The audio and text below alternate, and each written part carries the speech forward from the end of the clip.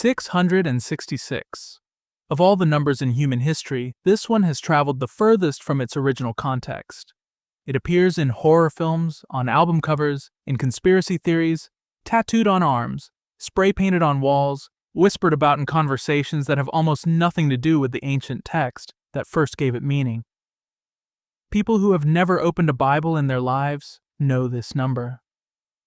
It has become shorthand for evil itself, a cultural icon of menace that floats free of any particular explanation, instantly recognizable and almost never accurately understood. What is striking when you actually return to the source is how different the original meaning turns out to be from everything the popular imagination has built around it. This is the story of that number, where it came from, what it actually meant in its original context, how it has been misread for centuries, and why getting it right matters far more than most people realize. Before we even open Revelation, it is worth asking why and a number at all. Of all the ways John could have identified the force he was describing, why encode it in arithmetic? The answer tells us something essential about the kind of book Revelation is, and the kind of readers it was written for. Revelation belongs to a tradition of ancient Jewish writing called apocalyptic literature, a tradition that flourished especially during periods of intense persecution and imperial oppression.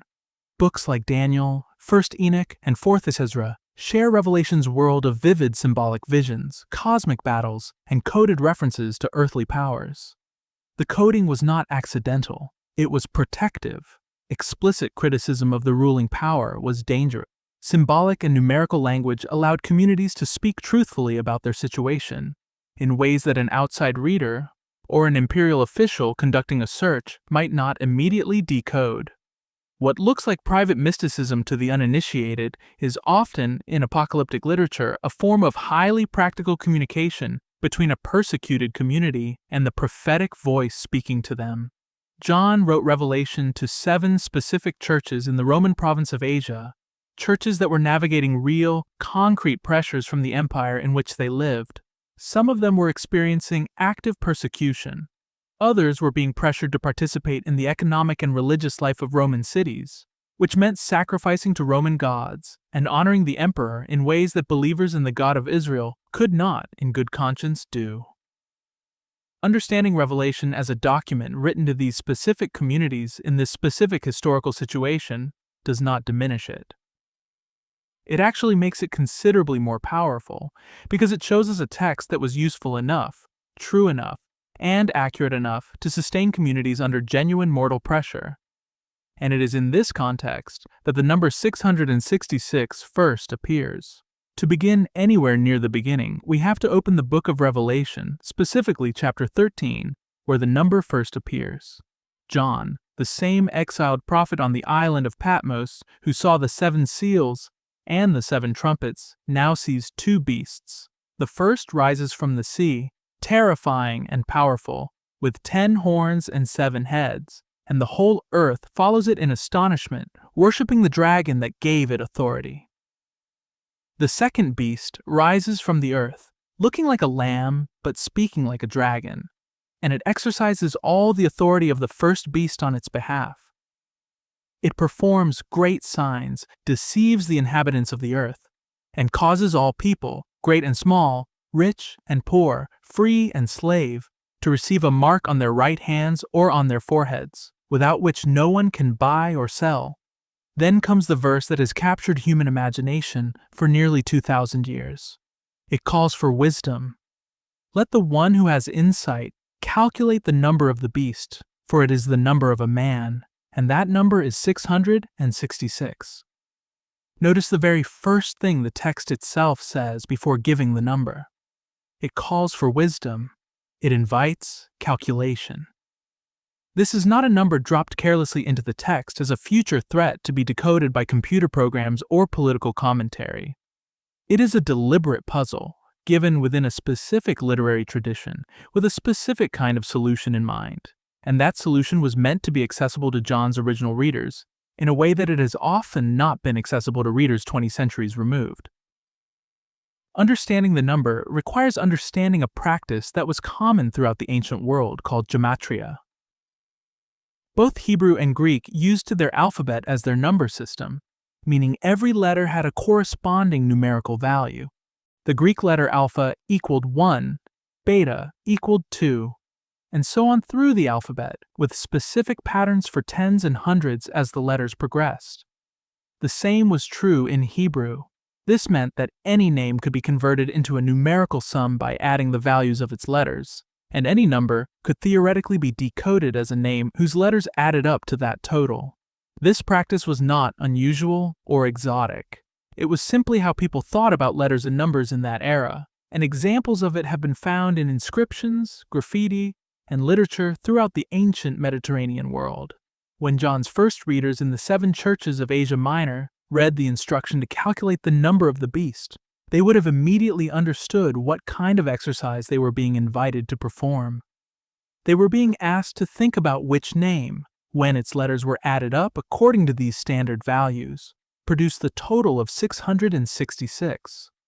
The answer most scholars have arrived at, after centuries of research, is Nero Caesar. Not a future political figure, not a computer system or a microchip, not a global financial network, but a specific, historical, first-century Roman emperor whose name, when transliterated into Hebrew letters and calculated according to their numerical values, adds up to 666. Naren Kasar in Hebrew, the NRWNQSR, produces the sum of 50 plus 200 plus 6 plus 50 plus 100 plus 60 plus 200, which totals exactly 666. There is additional evidence that supports this reading. Some ancient manuscripts of Revelation give the number not as 666, but as 616. This variation, which puzzled scholars for generations, makes perfect sense if the original puzzle was a name number. In Latin transliteration rather than Hebrew, Nero Caesar without the final N produces a slightly different total that comes to exactly 616. Both the versions of the number point to the same man from different linguistic angles. Nero was, by any historical measure, a figure who fit the description of a beast with devastating precision. He was the first Roman emperor to initiate a systematic, empire-wide persecution of Christians, using them as scapegoats following the Great Fire of Rome in the year 64. Contemporary accounts describe him wrapping believers in animal skins and having them torn apart by dogs, crucifying others, and setting some on fire to serve as human torches to light his gardens at night. He killed members of his own family. He was so erratic, so violent, so seemingly intoxicated by his own absolute power that even Roman historians who had no reason to sympathize with Christians described his reign in terms that bordered on the monstrous. There is an additional detail that connects Nero specifically to the language of Revelation in ways that go beyond the number alone. After Nero's death in the year 68, a persistent rumor circulated throughout the empire that he had not truly died, or that he would return from the dead, or from the east to reclaim his throne. This rumor, known in Latin as the Nero Redivivus legend, or the idea of Nero come back to life, found its way into multiple ancient sources. Some expected Nero to return literally, others expected a figure like Nero to arise in his place. Revelation chapter 13 contains an image that may directly reference this legend, describing one of the beast's heads as having received a fatal wound that had been healed. The entire world followed the beast in astonishment because of this healed wound. This image of a mortal wound healed, of a figure who seemed to have died and yet lived on, is widely understood by scholars as a deliberate parody of Christ's resurrection, applied to the figure of Nero. Where Christ truly died and truly rose, the beast offers a counterfeit resurrection, a false miracle designed to provoke worship and astonishment. The Nero Redivivus legend provided the cultural backdrop against which John's original readers would have understood this image immediately, even without the number to confirm it. For John's readers, people living under exactly this kind of imperial power, people who were being required to participate in emperor worship on pain of economic exclusion, unable to buy or sell without demonstrating loyalty to the empire's gods, The description of the beast in chapter 13 was not a distant future prophecy about events 2,000 years away. It was a description of the world they were living in. The beast that forced everyone to receive a mark without which they could not participate in commerce was the Roman imperial system that required demonstrable loyalty to the emperor and to Roman gods as a condition of participating fully in public economic life. The image of the beast that was set up and worshipped throughout the empire was the ubiquitous emperor cult, which demanded that people bow before statues of the emperor and offer incense in his honor. And the number of the beast was the name of the specific emperor under whose shadow these persecuted believers were struggling to remain faithful. This reading does not make Revelation any less relevant to later generations. It simply makes it relevant in a different and arguably richer way than the popular reading allows. Rather than a prediction of a single individual who has not yet appeared somewhere in our own future, the beast of Revelation becomes a pattern, a description of the kind of power that recurs throughout history whenever an empire or system demands absolute loyalty and uses economic coercion to enforce conformity. This pattern has appeared many times in the centuries since John wrote, in different forms and under different names, which is precisely what makes Revelation such a lasting and powerful text. It describes a type of evil, not merely a single instance of it. It is worth pausing here to explore the symbolic meaning of the number itself, because understanding gematria alone does not fully explain why this number was chosen to represent the pattern being described. In the symbolic language of the Bible and of Jewish literature, the number 7 consistently represents completeness, perfection, wholeness. God rests on the seventh day. There are 7 seals, 7 trumpets, 7 bowls. The number 7 carries a kind of divine completeness in the symbolic vocabulary of this tradition. 6, by contrast, falls one short of 7. It is the number of incompleteness, of something that reaches for completeness but never quite arrives.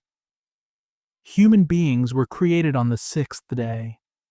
There is enormous dignity in that, but also a reminder of creaturely limitation, of something that is genuinely good but also genuinely dependent on what lies beyond itself for its fulfillment and completion. When 6 is tripled, written as 666 or sometimes visualized as 666, that sense of falling short of completeness is amplified dramatically. The number does not simply represent one human limitation or one failed attempt at divine status.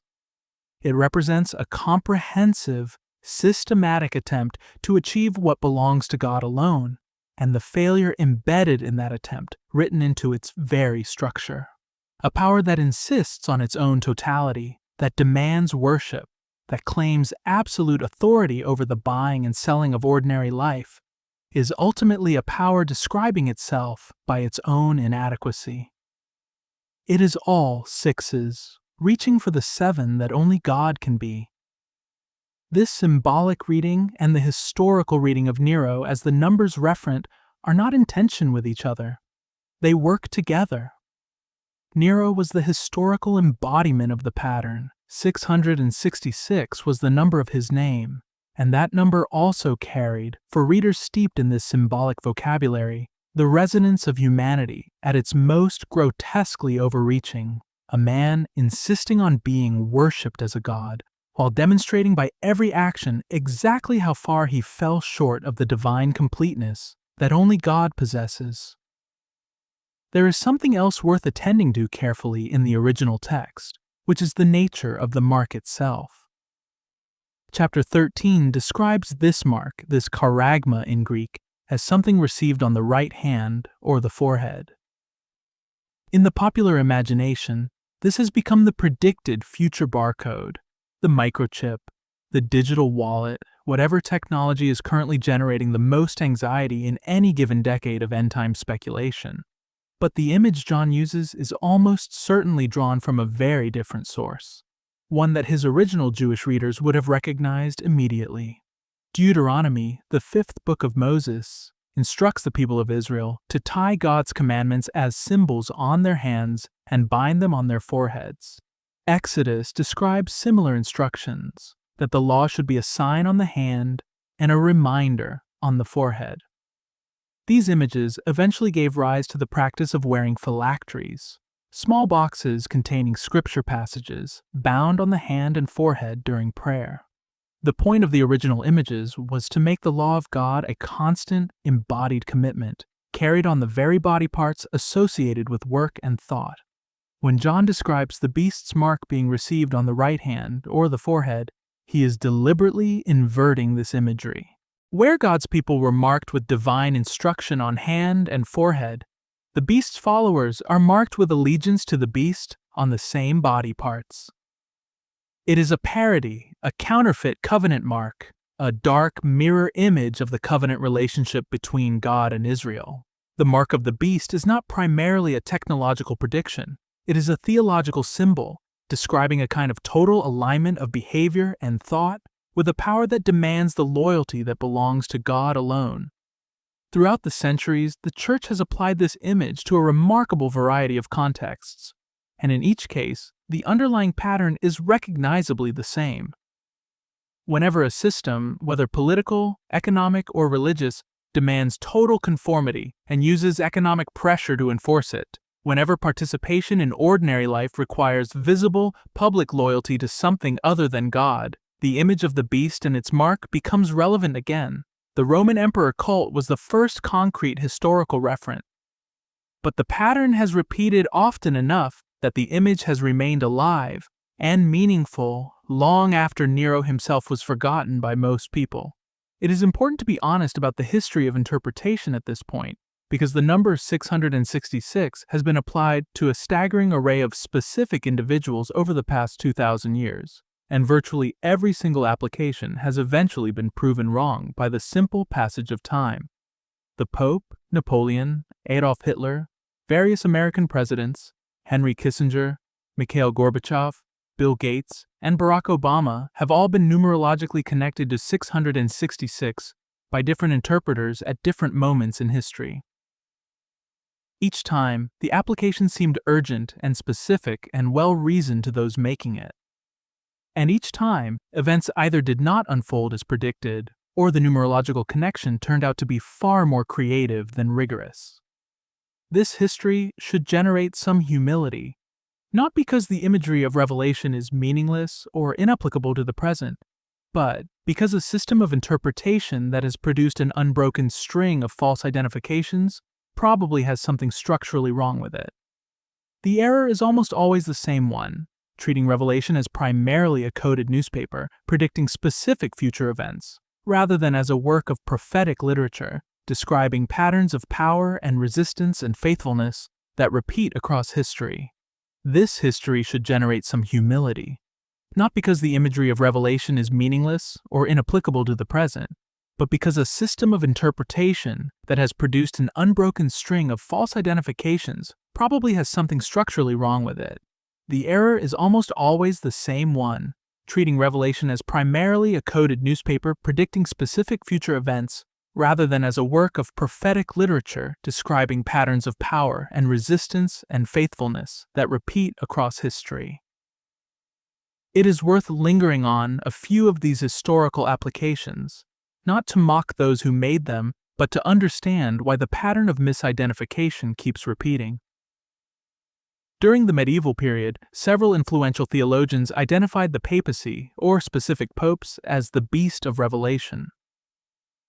The numerological arguments were sophisticated and drew on the same principles of gematria. The political anxieties behind them were real, rooted in genuine concerns about corruption and abuse of religious authority. And yet, the conclusion that any specific pope was the final beast described in Revelation was ultimately not borne out by events.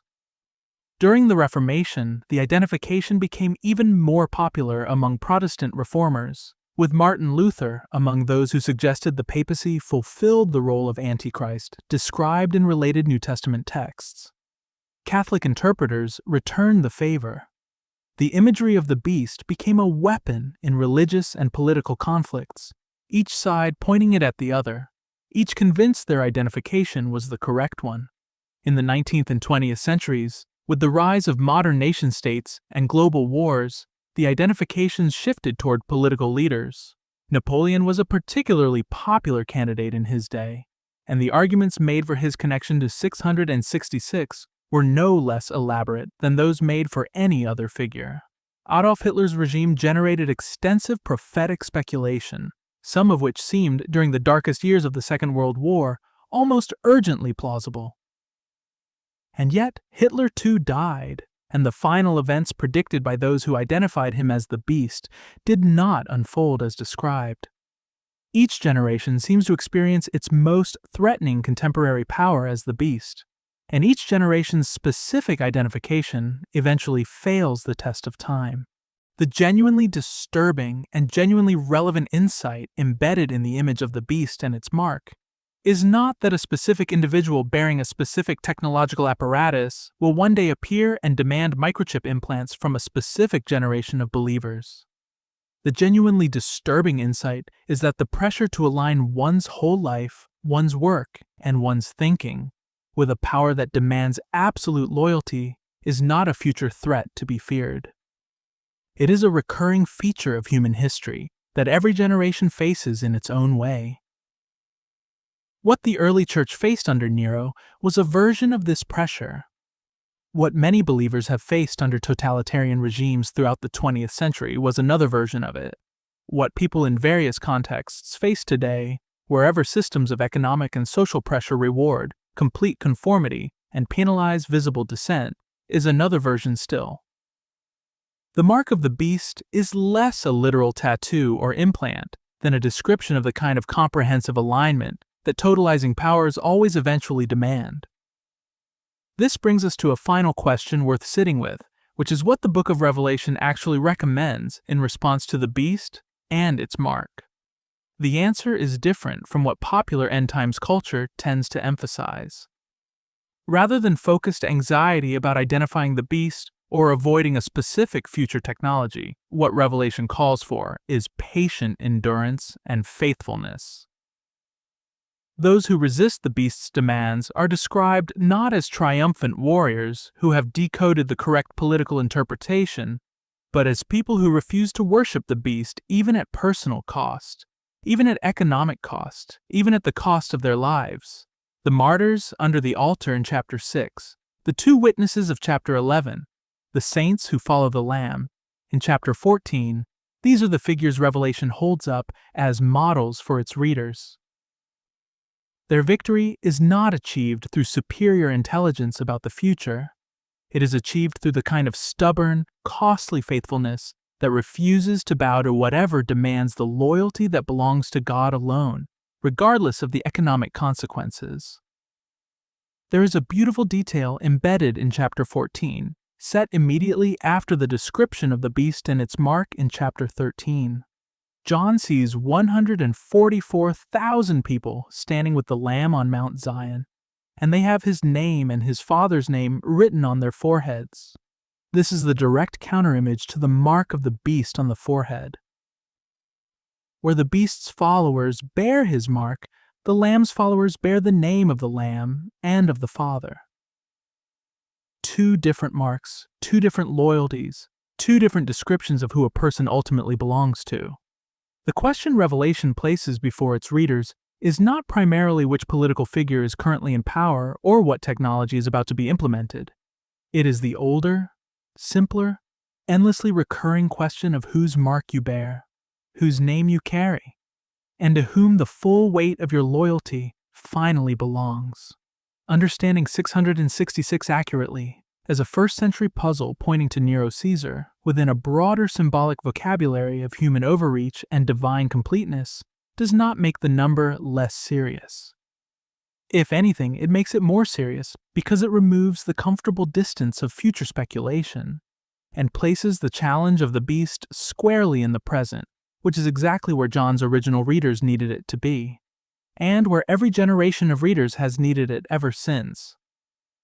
The number was never meant to be a barcode, or a microchip, or a presidential social security number rearranged. It was meant to be a call to wisdom, a call to see clearly what kind of power was demanding what kind of loyalty, and to respond with the same answer that the early church gave to Nero. The same answer the confessing church in Germany gave to Hitler. The same answer given by believers under every totalizing system that has ever arisen and eventually fallen. The answer is not a decoded prophecy. It is a lived faithfulness.